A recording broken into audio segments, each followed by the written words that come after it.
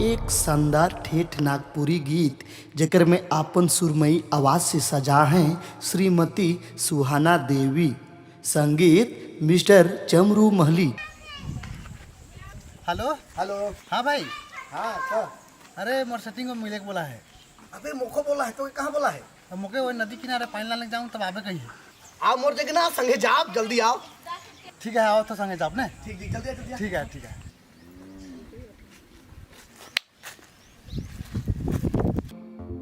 तो भी